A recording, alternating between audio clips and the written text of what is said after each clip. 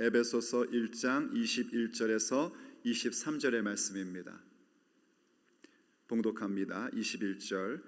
모든 통치와 권세와 능력과 주권과 이 세상뿐 아니라 오는 세상에 일컫는 모든 이름 위에 뛰어나게 하시고 또 만물을 그의 발 아래에 복종하게 하시고 그를 만물 위에 교회의 머리로 삼으셨느니라. 교회는 그의 몸이니 만물 안에서 만물을 충만하게 하시는 이의 충만함이니라. 아멘. 우리의 기도 생활 가운데 멈출 수 없는 기도의 제목 가운데 하나는 하나님의 힘의 위력으로 그분의 지극히 크신 능력이 그 믿는 성도에게 어떻게 나타나는지를 구하는 것입니다. 하나님의 지극히 크신 능력이 믿는 성도들에게 어떻게 베풀어지는지를 보는 것이 믿음의 여정입니다. 우리가 지혜와 계시의 영을 구함으로 하나님을 알아가게 되고 또 하나님을 알므로 말미암아 우리의 마음의 눈이 밝혀져서 우리에게 주신 그 놀라운 부르심의 소망이 무엇인지 알게 되고 또 성도 안에서 베푸시는 그 기업의 영광의 풍성함이 무엇인지를 알게 되는 그 신앙의 여정 가운데에는 하나님의 지극히 크신 능력을 경험하고 보게 되는 그 알미 우리에게 주어집니다. 그것이 우리에게 꼭 필요합니다. 그래서 우리는 멈출 수 없는 기도의 제목으로 아버지 하나님의 지극히 크신 능력이 나의 현실의 삶 속에 나타내 보여 주시옵소서 하는 기도를 늘 드릴 수 있어야 됩니다. 하나님의 지극히 크신 능력은요, 우선 우리에게 우리의 일상의 삶 속에서 응답으로 나타나게 되어 있습니다. 우선은요, 우리가 예수님을 하나님의 은혜로 만나게 되고요, 예수님을 만남으로 말미암아 예수님의 이름으로 구하는 것을 응답받게 됩니다. 내 현실 삶의 크고 작은 필요한 것들, 또 크고 작은 여러 가지의 문제와 고민들을 만날 때마다 하나님의 그 지극히 크신 능력, 우리에게 베푸시는 지극히 크신 능력이 무엇인지를 우리로 하여금 깨닫게 하고 경험하게 합니다. 우린 그것을 소위 기적이라고 얘기를 하기도 하고 또 예수님의 이름으로 베푸시는 표적과 기사라고 표현하기도 합니다. 우린 꼭 믿음의 삶 속에 이러한 하나님의 지극히 크신 능력의 베푸심의 역사, 곧 표적과 기사가 필요합니다. 여러분들 가운데 그 은혜가 넘치기를 예수님의 이름으로 축복합니다.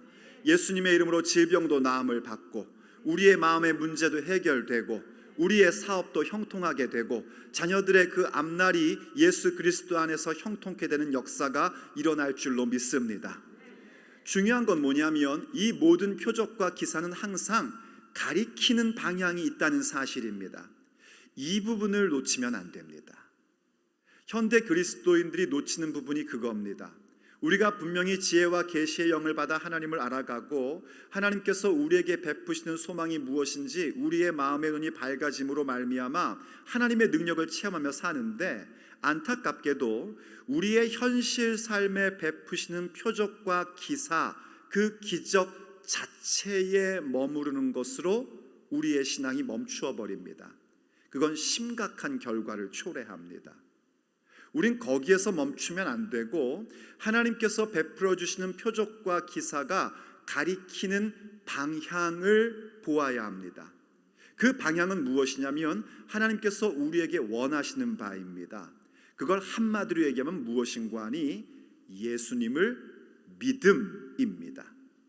이때 예수님을 믿는다는 것은 내가 만나고 있는 문제들을 해결하시는 그 능력을 믿는 차원 이상의 것입니다. 내 문제 해결해 주시는 것을 믿는 것이 큰 믿음처럼 보이지만 그건 큰 믿음이 아닙니다. 거기에서 가리키는 방향을 봄으로 예수님을 믿는 것이 큰 믿음입니다. 그걸 풀어 설명하면 이겁니다. 이젠 더 이상 내 원하는 바, 내 뜻, 내가 원하는 방향, 내 계획이 아니라 예수님의 뜻, 예수님의 방향, 예수님의 계획을 믿는 것입니다. 이해되시면 아멘 하십시오. 그것을 이루어가는 것이 하나님의 지극히 크신 능력이 우리에게 베풀어지는 역사입니다. 그것은 고스란히 어디에서 나타나고 있냐면 우리 주 예수 그리스도 안에서 하나님 아버지의 지극히 크신 능력, 그 힘의 위력이 나타나고 있습니다. 어떻게 나타나고 있었던가? 예수님께서 바로 육체 가운데 이 지상 사역을 이루실 때에 십자가에서 죽으셨으나 죽음으로 멈춘 것이 아니라 죽은 자 가운데서 그분을 살리시는 부활의 사건이었습니다.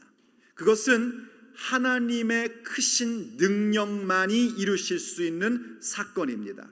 그리고 그뿐만이 아닙니다. 예수님을 하나님 아버지의 오른편에 앉히사 모든 권세와 능력과 그 주권들이 바로 예수님의 이름 발 아래에 모두 다 꿇게끔 하셨습니다. 한마디로 얘기하면 예수님에게 권세를 부여해 주신 것입니다. 어떤 오른편에 앉는다, 하나님 오른편에 앉는다는 얘기는요, 하나님의 권세와 하나님의 권위가 승계됨을 의미하는 것입니다. 누구만이 그 일을 하실 수 있는가? 오직 하나님 아버지만이 그 일을 하실 수 있습니다. 그건 어느 누구도 흉내낼 수 없는 하나님의 지극히 크신 능력만이 이루시는 사건입니다. 여러분, 사실 그렇습니다. 우리가 우리의 일상에서 필요한 것을 간구하여 응답받는 것을 우리 정도 되면 하나님의 능력으로 이루어졌음을 우리는 분명히 알고 믿습니다. 그런데 일반적인 눈으로 볼 때는요, 그것이 그저 우리가 열심히 노력해서 된 것으로 보일 수도 있습니다. 열심히 노력해서 사업이 잘 된 것으로 생각할 수도 있고, 열심히 공부해서 좋은 대학 들어간 것으로 볼 수도 있고, 열심히 준비해서 좋은 직장 취직한 것으로 볼 수도 있습니다. 우리는 압니다. 하나님의 표적으로 우리에게 베풀어 주신 것을 압니다. 그러나 세상적인 시각으로 보는 사람들은 그것 너희들이 노력해서 된 거 아니냐라고 말할 수 있는 요소란 말입니다. 그리고 우리도 어느새 마음의 눈이 어두워지기 시작하면 그거 내가 애써서 된 건데, 요런 생각이, 그건 정말 요런 생각인데, 요런 생각이 슉 들어와 버립니다.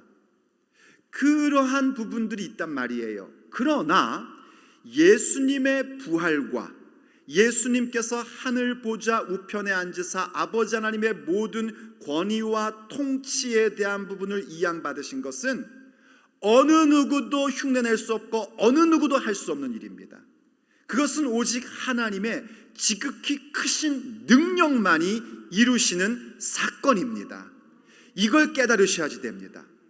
그러면 예수님의 부활과 예수님의 권세가 우리에게 어떻게 하나님의 지극히 크신 능력의 베푸심이 될 수 있는가라는 질문을 갖게 됩니다. 바로 그것을 이 에베소서 1장 20절 이하가 우리에게 차근차근 설명해 주고 있는 것입니다. 그것 또한 바로 그 예수님의 부활과 예수님의 권세가 우리의 부활이 되고 우리의 권세가 되는 그 사건 역시 어느 누구도 흉내낼 수 없는 하나님 아버지의 지극히 크신 능력만이 이루시는 사건인 것입니다. 그건 뭐냐면 바로 예수님이 교회의 머리가 되시고 교회는 그분의 몸이 되는 사건입니다. 그것은 어느 누구도 할 수 있는 일이 아니었습니다. 어떤 인간이 노력해서 될 수 있는 일이 아닙니다. 어떤 사람의 지식과 경험으로도 될 수 있는 일이 아닙니다. 오직 하나님의 지극히 크신 능력만이 그 그리스도를 교회의 머리로 삼게 해주시고 교회를 그리스도의 몸 되게 하신 것입니다. 바로 그 일입니다. 그러므로 우리가 그 하나님, 그 성도 안에서 그 기업의 영광의 풍성함이 무엇인지를 알아야 되는데, 그것은 한마디로 얘기하면 우리가 바로 그렇게 교회됨입니다. 교회가 어떤 존재인가? 오늘 본문이 우리에게 설명해 주는 것을 다시 한번 보십시오. 22절과 23절 말씀입니다. 또 만물을 그의 발 아래에 복종하게 하시고, 예수님의 발 아래에 만물을 복종하게 하셨습니다. 누가 하신 것인가? 성부 하나님께서, 하나님 아버지께서 하신 일이에요. 그리고 그를, 그리스도를 만물 위에 교회의 머리로 삼으셨느니라. 누가 하셨다고요? 아버지 하나님께서 하신 겁니다. 어떻게요? 그분의 지극히 크신 능력으로 말미암아 베푸신 은혜입니다. 23절, 교회는 그의 몸이니, 예수님께서 교회의 머리시니 당연히 교회는 그분의 몸입니다. 그러면서 말씀하십니다. 만물 안에서 만물을 충만하게 하시는 이의 충만함이니라. 만물 안에서라는 얘기는 뭐냐면 모든 장소 속에서, 모든 장소 안에서, 이건 뭐냐면 우리가 보는 이 세상의 장소뿐만이 아니라 앞으로 오는 세상의 자리자리마다 모든 자리에서 모든 것을 충만하게 하시는 분, 그분은 그리스도 예수님이십니다.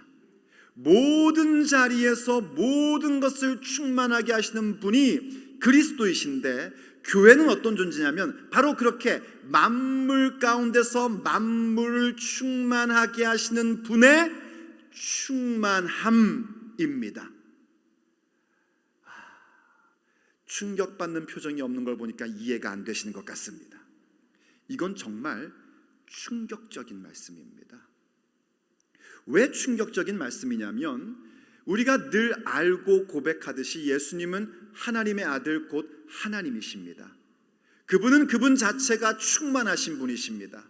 분명히 성경이 고백하고 있는 대로 만물 위에 만물을 충만하게 하시는 유일하신 분이 우리 주 예수 그리스도이십니다. 그런데 그분이 우리 교회, 이 교회라는 존재를 머리로 삼으시고, 몸으로 삼으시고 당신 자신이 머리가 되셔서 그러한 충만한 존재이신 당신의 충만함으로 교회인 우리를 삼으셨다는 겁니다. 우리는 사실 예수님으로 말미암아 충만해지는 것입니다. 예수님 없이는 우리는 아무것도 아닙니다. 저는요, 예수님 없이 정말 아무것도 아닌 존재입니다. 아무것도 아닙니다. 그런데 주님으로 말미암아 저와 여러분이 충만해진 겁니다. 그런데 예수님은 뭐라고 어떻게 우리를 삼으시냐면 너희들이 나의 충만함이다 하고 우리를 그렇게 삼아 주신 것입니다. 좀 충격 좀 받으십시오. 우리가 그런 존재란 말입니다. 교회는 그냥 만만한 존재가 아닙니다. 교회는 그리스도의 몸, 그분의 충만함입니다. 머리 없는 몸이 죽은 몸인 것처럼요, 몸 없는 머리 역시 아무 의미가 없어지는 겁니다. 예수님께서 그 충만하신 당신 자신을 우리 없이는 나도 아무것도 아닌 걸로 할래 하고 결정하셨단 말입니다. 이것을 누가 먼저 이루셨는가? 바로 우리 하나님 아버지의 지극히 크신 능력으로 말미암아 우리에게 베푸신 사건입니다. 오직 하나님의 능력으로만 이루어지는 그 일이 우리가 그리스도의 몸된 교회됨입니다. 그래서 우리는 언제나 교회가 무엇인지 어떤 존재인지에 대하여 늘 개념을 탑재하고 있어야 됩니다. 교회가 어떤 존재인지에 대한 개념을 탑재하지 않고 있으면요, 교회 생활, 신앙 생활을 계속하고 있음에도 불구하고 좀 안 좋은 얘기지만 맨날 그 모양 그 꼴이 됩니다. 그래서는 안 됩니다. 교회된 존재의 그 의미를 우리가 확실히 갖고 교회로서의 모습을 이루어 가야 합니다. 그게 바로 성도에게 주신 그 기업의 영광이요, 거기에서 우리는 그리스도께서 주신 풍성함이 무엇인지, 그 십자가의 능력과 권세와 승리가 우리의 능력과 권세와 승리되는 그 풍성함을 경험하며 보며 알 수 있게 되는 것입니다. 그래서 우리가 교회가 무엇인지 늘 이야기하지만 여러분 잘 알듯이 교회는 건물이 아닙니다. 그러나 건물은 참 중요한 것입니다. 하나님께 구별되어 있는 건물, 이것을 우리들은 소중하게 여겨야지 됩니다. 목사님, 이 산에서도 예루살렘에서도 아니라 영과 진리로, 신령과 진정으로 예배할 때가 왔나니 곧 이때다, 주님이 그러셨잖아요. 맞습니다, 여러분. 예배함이라는 것은요, 이곳저곳이 중요한 것이 아니라 영과 진리로 예배드려야 됩니다. 그러나 여러분 동시에 알아야 될 건 뭐냐면, 그렇게 말씀하신 주님께서 예수님 당시에 사람의 손으로 지은 예루살렘 성전을 어떻게 말씀하셨는지를 또한 잊으시면 안 됩니다. 그 당시 예루살렘 성전이라는 것은요, 스룹바벨 성전이 많이 회파된 것을 헤롯이라는 임금이, 이 헤롯은 에돔 사람이거든요. 그래서 유대인들의 그 칭찬과 어떤 그 지지를 받고 싶어서 그 당시 성전을 다시 보수 공사했던 이른바 헤롯 성전입니다. 그러니까 하나님께 영광 돌리는 게 목적이 아니었고요, 자기의 정치적인 목적으로 성전을 건축한 거예요. 그런데 그런 성전을 보시면서도 예수님은 뭐라고 하셨냐면, 그 성전에서 장사하는 모습을 볼 때, 특별히 요한복음을 보면은요, 내 아버지의 집을 너희들이 강도의 소굴로 만들었도다 하고 말씀하십니다.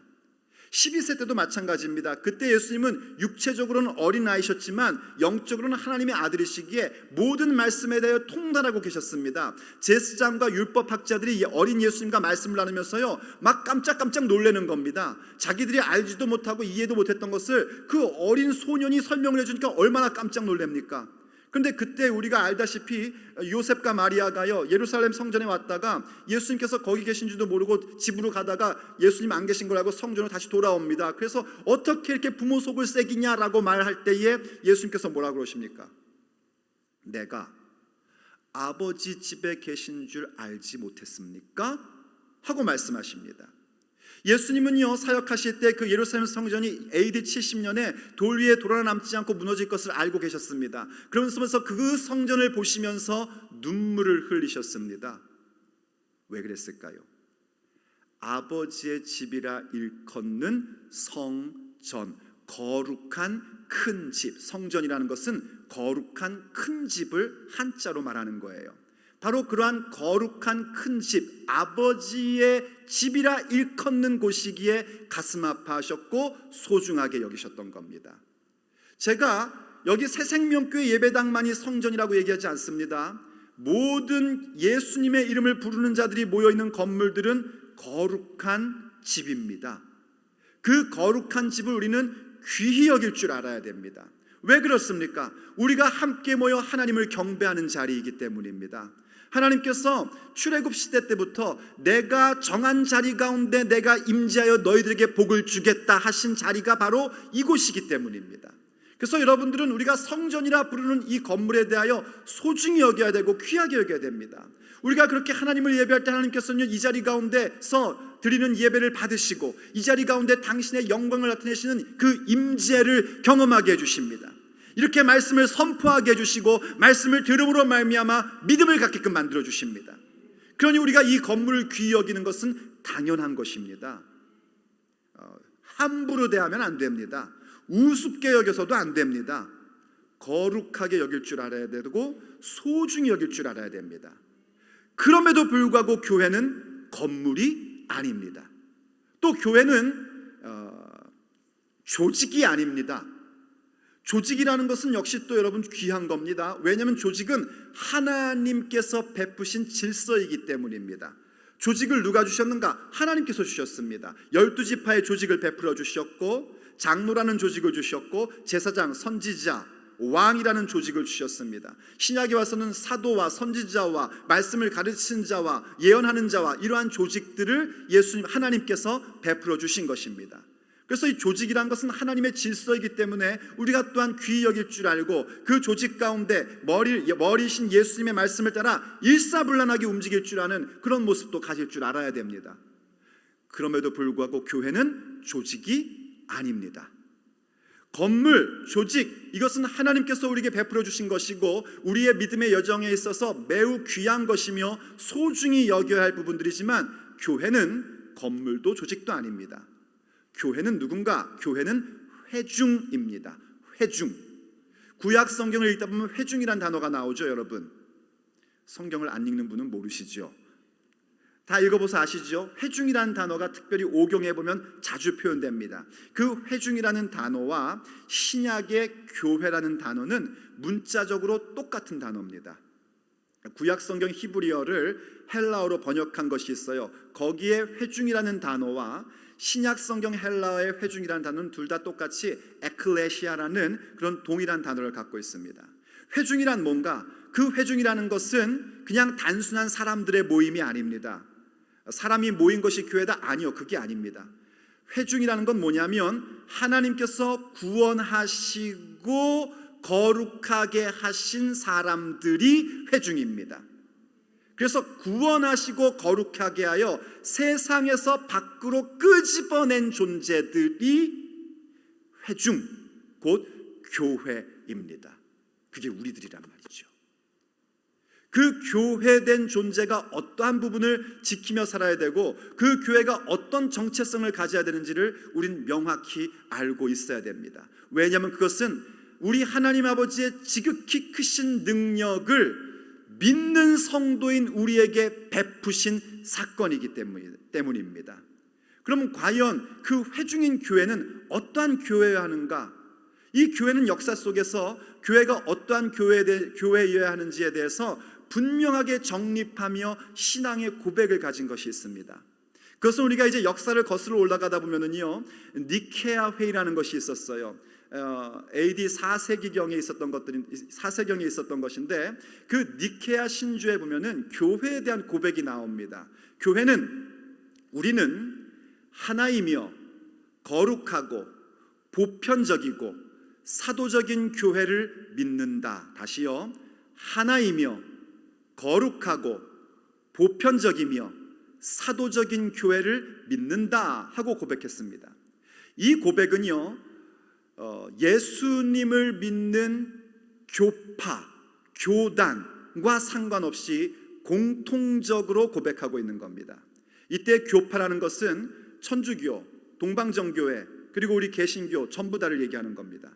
교단이라는 것은 장로교, 감리교, 성결교, 기타 등등 이런 모든 교단들 전부 다 고백하고 있는 신앙의 고백입니다. 왜냐하면 AD 4세기가 300년대만 해도 아직까지 교회가 부패로 가지 않고 계속해서 침입해오는 이단의 요소들을 계속하여 적대하고 다 뭐라고 표현합니까? 그 가지치기를 하면서 우리의 믿는 바가 무엇인지를 바르게 정립하며 가르치고 있던 시대였기 때문입니다. 그래서 우리가 이 부분들이 과연 어떤 의미인지를 알므로써 하나님께서 우리에게 베푸신 지극히 크신 능력으로 베푸신 그 교회됨이 어떤 의미이고 우린 과연 그 교회되는 것을 어떠한 교회로서 어떠한 기도의 제목을 가지며 교회되어 가야 하는지를 생각할 줄 알아야 됩니다. 그럼 뒤에부터 한번 여러분들에게 좀 설명을 드리려고 합니다. 교회는 어떤 교회인가? 첫째, 사도적 교회입니다. 사도적인 교회여야 합니다. 이때 중요한 것은 뭐냐면 이 사도적이라는 의미가 무엇인지가 매우 중요합니다. 여기에서 바로 천주교와 기독교가 이제 구별이 되기 시작을 하는 겁니다. 천주교는 이 사도적 교회의 사도를 누구라고 하냐면 베드로라고 얘기를 합니다. 베드로가 바로 이 사도적 교회의 사도이고 베드로가 교회의 어떤 수장, 대표, 머리된 머리라고까지 얘기를 해요. 사실은요, 그 수장된 것을 갖고 있고 그것을 이어받은 존재가 교황이라는 겁니다. 그래서 이 교황이 임명한 주교가 있는 곳만이 교회라고 주장합니다. 완전히 비성경적인 얘기죠. 그러니까 교황이 성경보다 위에 있는 겁니다. 성경은 우리에게 분명히 교회는 회중이라고 가르쳐주고 있는데 천주교의 가장 심각한 문제 가운데 하나가 뭐냐면 교회를 교황이 임명한 주교 그리고 주교가 임명한 사제, 신부들 그들이 있는 곳이 교회라는 겁니다. 그들이 그것을 주장하는 근거는 뭐냐면 마태복음 16장에서 그것을 근거로 하고 있습니다. 여러분 좀 피곤하지만 한번 좀 이거를 잘 듣고 생각하셔야 됩니다. 한번 가보세요. 필수 있는 분은요. 마태복음 16장에 보면은요 13절부터 예수님께서 제자들에게 이런 질문을 하십니다. 사람들이 나를 누구라 하더냐 했더니 제자들이 들은 대로 설명을 해요. 어떤 이는요 세례 요한이라고 하고요, 어떤 이는 엘리야라고 하고요, 어떤 이는 예레미야라고 하고요, 어떤 이는요 예수님이 선지자 중에 하나라고 합니다. 예수님이 그 질문을 던지셨던 이유는 사람들이 예수님을 어떻게 평가하는지를 알고 싶어서가 아니셨습니다. 예수님이 정말 알고 싶으셨던 것은 예수님을 따르는 제자들이 예수님에 대하여 어떤 신앙의 고백을 갖고 있는지를 듣고 싶으셨던 겁니다. 그래서 질문을 하십니다. 너희는 나를 누구라 하느냐? 15절이죠. 너희들은 나를 누구라 하느냐? 하고 질문을 하신 거예요. 그러자 이제 베드로 사도께서, 시몬 베드로가 예수님을 향하여 놀라운 신앙 고백을 합니다. 16절이죠. 마태복음 16장 16절. 시몬 베드로가 대답하여 이르되 주는 그리스도시요 살아계신 하나님의 아들이십니다. 이 신앙 고백은 고백의 가장 근본이면서 절정을 이루는 것입니다. 주는 그리스도, 예수님께서 그리스도시고 하나님의 아들이심을 믿는 것은 우리의 믿음의 근본이며 절정입니다. 예수님께서 그리스도시고 하나님의 아들이심에 대하여 분명한 이해와 그 믿음을 갖고 있으면 이제 다 끝난 겁니다. 이제 우리 앞에 거칠 것은 없습니다. 모든 것을 우리는 극복하게 되는 것이고 예수님의 능력이 우리 가운데 나타난다는 것을 우리는 분명히 경험하며 살 수 있게 되는 겁니다. 이 고백이야말로 근본이요 완성을 이루는 고백인 거예요. 그래서 예수님이 기쁘셨던 겁니다. 그냥 주님은 기적을 베푸시는 이에요. 그랬으면 예수님은 이렇게 기뻐하지 않으셨을 거예요. 주는 그리스도십니다. 살아계신 하나님의 아들이십니다. 이 놀라운 고백을 들으시고 예수님께서 기뻐하셔서 이렇게 말씀을 하셨어요. 17절. 예수님께서 대답하여 이르시되 바요나 시모나, 요나의 시모나 혹은 요한의 아들 시모나, 이거 똑같은 표현입니다. 바요나 시모나, 내가 복이 있도다. 이를 내게 알게 하니는 혈육이 아니요 하늘에 계신 내 아버지시니라. 신앙 고백 누가 하게끔 해주시는 건가? 하늘에 계신 아버지 하나님께서 하게 하시는 겁니다. 내 능력으로 하는 것 아니란 말입니다. 부모 잘 만나서 하는 것도 아니란 말입니다. 유대인의 종교로 하는 것도 아니란 말이에요. 예수님께서 혈육이 아니다 하신 말씀이 그런 의미예요. 유대 종교, 너희들의 종교 간섭으로 한 것도 아니고 네 조상이 하게 해준 것도 아니고 네가 어려서부터 유대교 분위기에서 자랐기 때문에 한 것도 아니다. 하늘에 계신 내 아버지께서 너에게 이것을 알려주고 고백하게 하신 것이다 하고 선언해 주신 거예요. 그러니 복된 자죠. 그래서 우리도 예수님께서 그리스도시고 살아계신 하나님의 아들이심을 고백하고 있다면 그건 내가 똑똑해서 한 거 아닙니다. 부모 잘 만나서 한 것도 아닙니다. 그 좋은 새생명교회 다녀서 그렇게 된 것도 아닙니다. 하늘에 계신 우리 아버지께서 고백하게 해 주신 것입니다. 그래서 우린 복된 존재인 겁니다. 자, 이래서 이렇게 너무 복된 복된 고백에 그 복을 베풀어 주시면서 예수님께서는 계속해서 또 이렇게 말씀을 하십니다. 18절. 또 내가 네게 이르노니 너는 베드로라. 내가 이 반석 위에 내 교회를 세우리니 음부의 권세가 이기지 못하리라. 내가 천국 열쇠를 네게 주리니 내가 땅에서 무엇이든지 매면 하늘에서도 매일 것이요 내가 땅에서 무엇이든지 풀면 하늘에서도 풀리리라 하고 말씀을 하신 거예요. 이 말씀을 이제 어떻게 잘못 해석하며 저는 그렇게 표현하고 싶습니다. 악용을 했냐면 중세쯤 와가지고 교회가 정치 세력이 되어버립니다. 그래서 교회끼리 누가 더 힘이 세냐에 대한 헤게모니 쟁탈전이 벌어지기 시작을 합니다. 그러면서 로마에 자리 잡고 있던 로마 교구의 교구장급 되는 뭐라고 해야 될까요? 주교라고 해야 되겠죠. 그 주교가 자신이 모든 정권을 휘어잡고 싶어진 겁니다. 그래서 로마 교회만이 베드로 사도의 그 천국 열쇠권을 받은 것이다 라는 것을 주장하기 시작을 하는 거예요. 그래서 여기에 지금 천국 열쇠를 받은 자는 누구냐? 베드로라는 사람이다 라고 주장하고, 이 반석 위에 내 교회를 세우겠다 할 때 그 반석이 누구냐? 베드로다 라는 것입니다. 그러나 엄밀하게 이 본문 말씀을 우리가 성경적으로 분석을 해나가면, 이건 여러분 제가 예전에 신학 공부를 할 때에 천주교 신학자들과도 좀 교제를 한 적이 있었는데요, 천주교 신학자 가운데 성서 신학자들이 있습니다. 그들은 분들이 누구죠? 제가 피곤해가지고 자꾸 단어를 까먹네요. 천주교, 천주교의 교리를 부정합니다.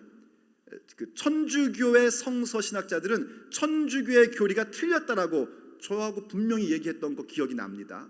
그래서 이 부분을 그분들도 저하고 우리 그 기독교가 해석하는 것과 똑같이 해석을 합니다. 왜냐하면 여러분이 이걸 잘 보시면은요, 너는 베드로라 했어. 이 베드로가 무슨 뜻이냐면은 그 헬라어로 그 페트로스라는 겁니다. 페트로스. 그 페트로스라는 건 뭐냐면 돌멩이에요.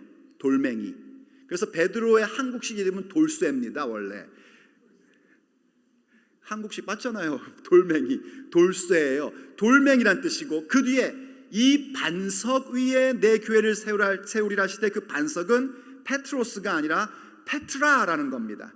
이 페트라라는 건 뭐냐면 이 돌멩이 하나 정도의 차원이 아니라 거대한 돌산 같다고 해야 될까요? 예수님께서 왜 반석 위에 집을 짓는다 이 말씀하실 때 그 반석 있잖아요. 그걸 얘기하는 겁니다. 그럼 이 반석과 베드로라는 그 사람은 차이가 있다는 걸 알아야지 돼요. 그 반석이란 건 어떻게 형성되는 것인가? 이 돌멩이들이 모여 하나가 될 때에 반석이 되는 겁니다. 그 위에 주께서 당신의 교회를 세우겠노라 하신 거예요. 인간 베드로가 아니란 말입니다. 그럼 천국 역사를 너에게 주신다 할 땐 그건 분명히 개인에게 말씀한 거 아닙니까? 맞아요. 그때 베드로는 어떤 베드로가 되냐면 인간 베드로가 돼서는 안 되고 주는 그리스도시요 살아계신 하나님의 아들입니다를 고백한 신앙 고백의 베드로여야 합니다. 신앙 고백의 베드로라는 것은 뭘 의미하냐면 예수님께서 베드로에게 어떤 말씀을 주시고 사명을 주실 때는 베드로 한 사람에게 한 것이 아니라 제자 공동체에게 주시는 말씀인 겁니다. 제자 공동체에게 주시는 말씀을 베드로에게 내 양을 먹이라, 내 양을 치라, 내 양을 먹이라 그렇게 말씀하신 것과 똑같은 거예요. 베드로 한 개인에게 하신 말씀이 아니란 말입니다. 이해가 되십니까? 그러므로 이 얘기는 뭐냐면 신앙 고백한 베드로에게 천국 열쇠를 주신 것, 그 의미인 즉슨 신앙 고백한 사람들에게 주께서 천국 열쇠를 주시는 겁니다. 우리가 전부 다 천국 열쇠를 가진 자입니다. 어떤 존재로서요? 예수님의 몸된 교회로서 천국 열쇠 준 자들이란 말이에요. 그렇게 예수님의 권세가 우리가 그분의 몸이 됨으로 말미암아 우리에게 주어지게 된 것입니다.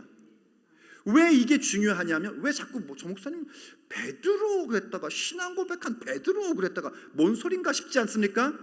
인간 베드로에게 천국 열쇠를 주어버리면 이게 좀 심각한 컨텍스트상, 본문의 흐름상 심각한 문제가 생기게 됩니다.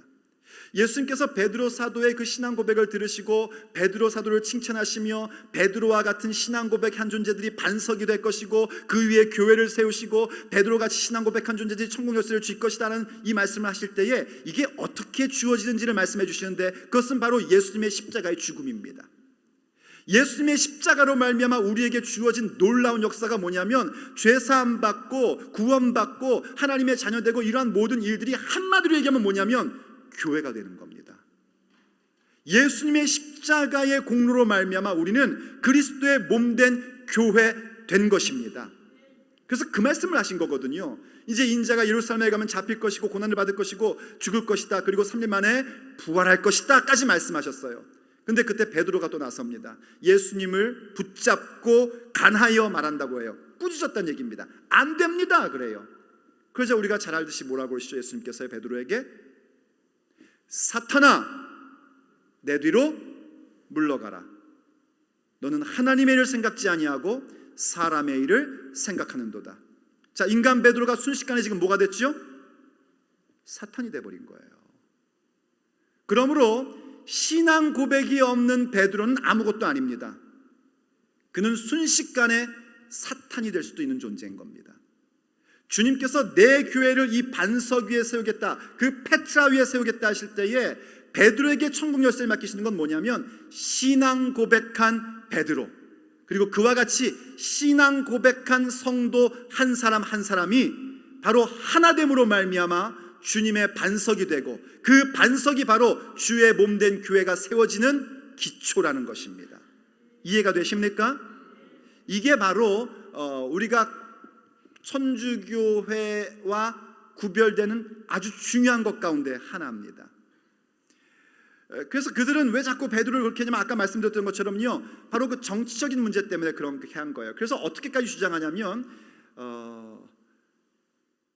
사도행전 12장이던가요? 14장, 13장이던가요? 그쯤 가면은요, 베드로의 이제 마지막 장면이 나옵니다. 사도행전에서 베드로 사도의 사역의 마지막 장면이 나와요. 그 장면은 뭐냐면 이 베드로 사도가 이제 야고보 사도의 죽음 이후로 헤롯 임금이 이 베드로 사도를 또 감옥에 가둬버립니다. 그래서 교회에서는 간절히 기도하게 되고 주님께서 천사를 보내셔가지고 베드로를 감옥에서 탈출시켜 주셔요. 그래서 기도하고 있는 교회에 가서 베드로 사도가 주의 하신 일을 이야기해주고 어딘가로 갑니다. 그때 그 어디를 천주교회는 어디라고 주장하냐면 로마라고 주장을 합니다. 로마라고. 근데 그거는 어디에도 근거가 없어요. 로마 교회는 사실 어떻게 형성된 교회냐면 그야말로 성도들에 의하여 형성된 교회입니다. 바울이 세운 교회도 아니고 베드로가 개척한 교회도 아니고 바울이 개척한 교회도 아니라 오순절날 예루살렘 성전에 왔던 유대인들이 거기서 성령 세례를 체험하고 로마로 돌아가 복음을 증거하며 교회가 거기서 형성이 됩니다. 자생적으로 교회가 형성되고, 그래서 사도 바울도 그 로마 교회를 향하여 로마서라는 그 기가 막힌 편지를 보내주고, 그리고 거기에 그 방문하기를 간절히 원했던 이유가 거기에 있는 겁니다. 또요 여러분, 만약에 천주교 주장처럼 베드로 사도가 교황의 첫 번째 교황이고 교황들만이 세우는 교회가 교회다라고 주장한다면요, 신약에 나오는 그 수많은 교회들 베드로가 안 세웠습니다. 사도 바울이 개척한 교회가 더 많습니다. 그럼 그 모든 것들은 교회가 아니어야 합니다. 그러나 성경은 분명하게 그들이 교회임을 우리에게 말씀해주고 있습니다.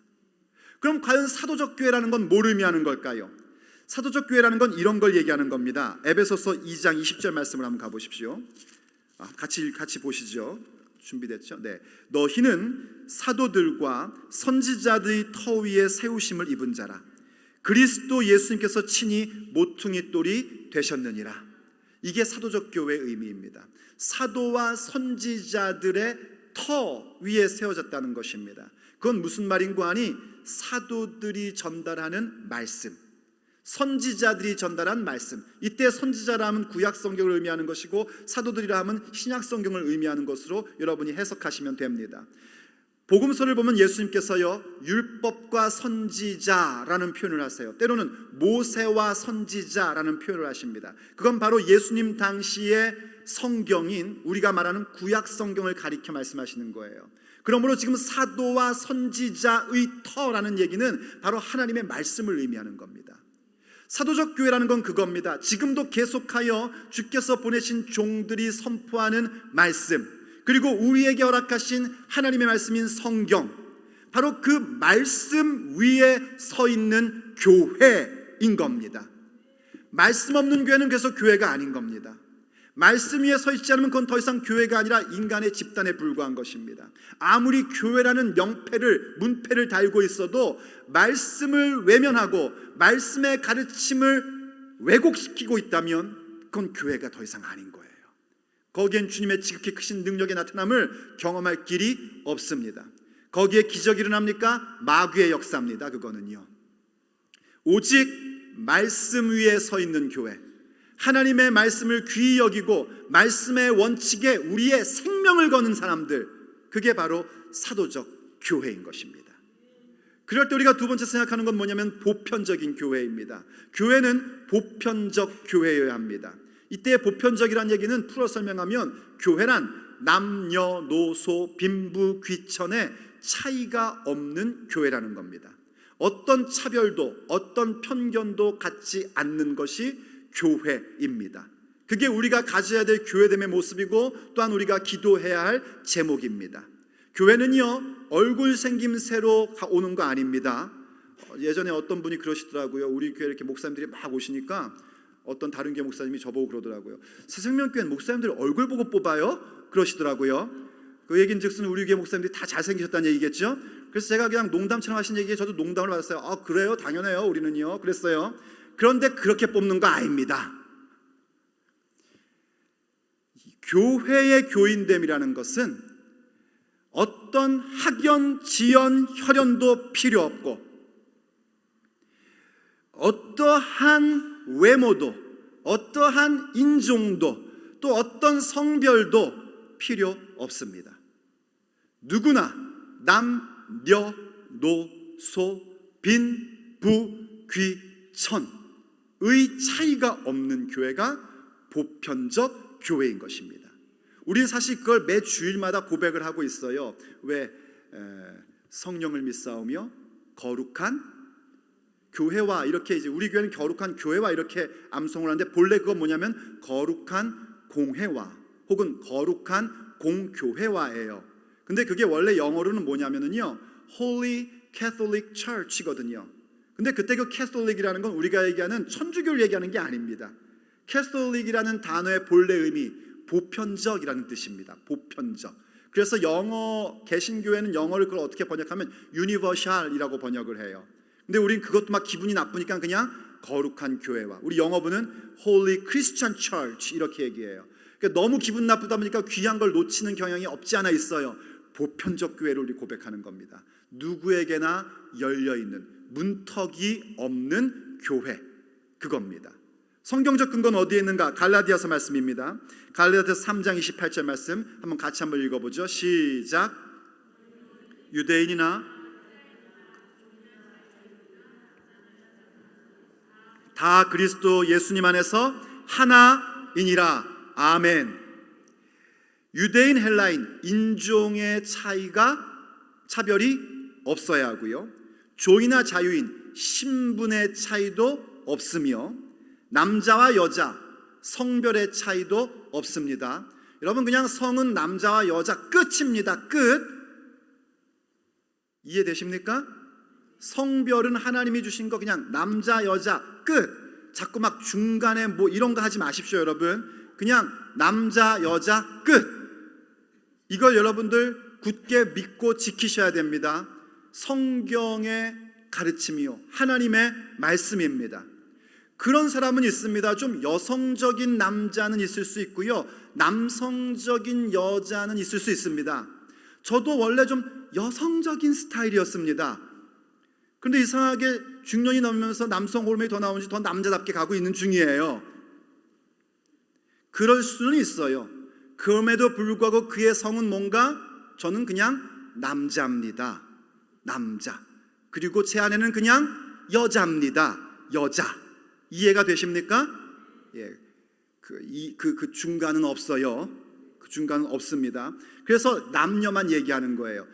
성별의 차이가 없다는 건 남녀의 차별이 없다는 거지, 뭐 그 중간에 뭐 요즘 젠더라는 거 있지 않습니까? 뭐 젠더만 해도 벌써 몇십 가지가 된다고 그러더라고요. 그 젠더의 차별이 없다는 얘기가 아니에요. 남자와 여자의 차별이 없으며, 성별의 차이가 없으며, 어떤 차별과 편견도 없는 것이 교회여야 합니다. 그게 우리가 가져야 될 정체성이고 우리가 기도해야 될 기도의 제목인 것이에요. 그런데 여기서 우리가 조심해야 될 건 뭐냐면, 문턱이 없는 교회이지 문이 없는 교회는 아니라는 사실을 항상 기억하셔야 됩니다. 보편적 교회, 남녀노소 빈부귀천의 차이가 없다는 것은 그냥 아무렇게나 막 다 누구나 올 수 있다는 얘기가 아닙니다. 문을 통해서만 오는 자들이 남녀노소 빈부귀천의 차이가 없다는 겁니다. 그때 그 문은 누구신가? 요한복음에서 말씀하시는 것처럼 우리 주 예수님이십니다. 예수님을 통해서 들어올 때에는 우린 남녀노소 빈부귀천의 차이가 없는 겁니다. 성경을 보십시오. 예수님 주변에는요, 죄인들, 그리고 창기들, 정말 누가 봐도 손가락질하는 그런 죄인들도 예수님 곁에는 누구든지 올 수 있었습니다. 어디 그들뿐입니까? 부자도, 그리고 관원들도 예수님으로 올 때는 누구든지 올 수 있었습니다. 누구든지 주의 이름을 부르는 자들은 구원을 받습니다. 수고하고 무거운 짐진 자들아, 다 내게로 오라 하셨습니다. 하나님이 세상을 이처럼 사랑하사 독생자를 주셨으니 이는 그를 믿는 자마다 멸망하지 않고 영생을 얻게 하려 하심인 것입니다. 그럴 때 누구든지인데, 그 중간중간 끼어있는 거, 여러분 중간중간 중요한 핵심을 여러분이 놓치면 안 됩니다. 누구든지 주의 이름을 부르는 자들은, 믿는 자마다, 그렇죠? 다 내게로 오라. 예수님입니다. 오직 양의 문이신 예수님을 통해서만 들어올 때에 우린 남녀노소 빈부귀천의 차이가 없는 그런 보편적 교회로서의 신앙의 고백과 그 모습을 갖추어 가는 겁니다. 거기에서 하나님 아버지의 그 지극히 크신 능력이 무엇인지를 우리는 실질적으로 경험하며 살게 됩니다. 이걸 놓치면 안 됩니다. 그리고 더 나아가 그 교회는 어떤 교회인가? 거룩한 교회입니다. 어떻게 거룩할 수 있는가? 우리가 스스로 거룩해지는 것이 아니라 거룩하여 지고 성도로 부르심을 받음으로 말미암아 거룩한 교회로 세워지게 되는 것입니다. 이렇게 주님께서 우리를 말씀 위에 세워주시고 주님의 예수님이라는 양의 무리 되신 예수님을 통해서 들어올 때 남녀노소 빈부귀신의 차이가 없게 하실 때에 우리는 어느새 거룩한 존재로 세워지고 있다는 사실을 발견하게 됩니다. 고린도전서 1장 2절 말씀을 보면 우리에게 이렇게 설명해 주는 걸 보게 됩니다. 고린도에 있는 하나님의 교회, 자, 교회를 설명하는 거예요. 곧 그리스도 예수님 안에서 거룩하여지고 성도라 부르심을 받은 자들과 또 각처에서 우리 주 곧 그들과 우리의 주 되신 예수 그리스도의 이름을 부르는 모든 자들에게 하나님 우리 아버지와 주 예수 그리스도로부터 은혜와 평강이 있기를 원하노라 하셨어요. 하나님의 교회, 고린도에 있는 하나님의 교회예요. 어떤 지역에 있는 한 교회인데 그게 그냥 사람의 교회가 아니라 하나님의 교회란 말입니다. 타코마 새생명교회는 어떤 존재인가? 타코마에 있는 하나님의 교회입니다. 그럴 때 그 교회는 뭐냐면 예수 그리스도 안에서 거룩하여진 존재들이에요. 잘 보십시오. 예수 그리스도 안에서 거룩한이 아니라 거룩하여진이라고 강조하고 있습니다. 수동태예요. 내가 거룩해진 게 아니라 예수 그리스도 안에 그 문을 통하여 들어와다 보니 내가 예전엔 정말 천인공노할 악당이었는데 거룩하여짐을 입은 것입니다. 그게 교회예요. 그리고 또 뭐래요? 성도라 부르심을 어떻게 됐대요? 받은 자들이래요.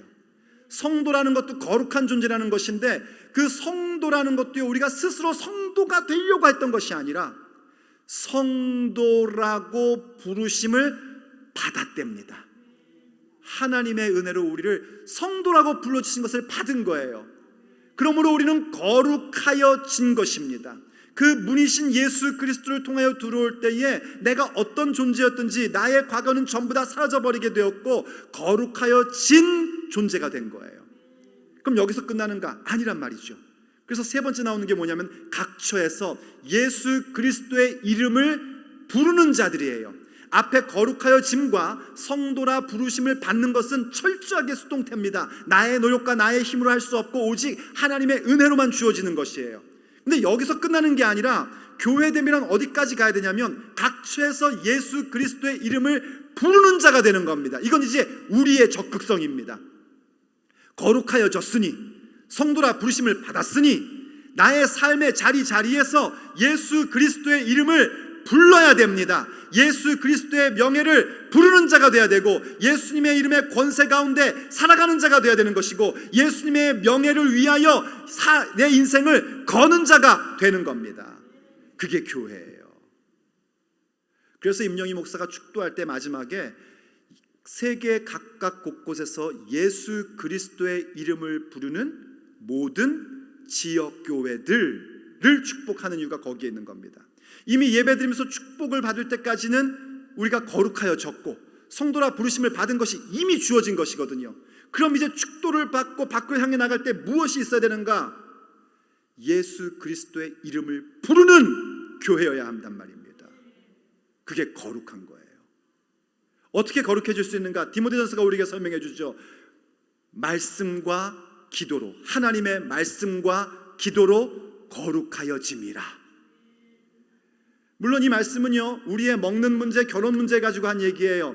또 이단들이 자꾸 결혼과 먹는 문제를 가지고 자꾸만 시비를 거니까 다 그것은 하나님께서 주신 거룩한 것이다 하면서 어떻게 그것이 우리의 삶의 거룩함으로 올 수 있는가? 오직 하나님의 말씀과 기도로 거룩해진다는 겁니다. 결혼과 음식이라는 것은 우리의 삶의 현실입니다.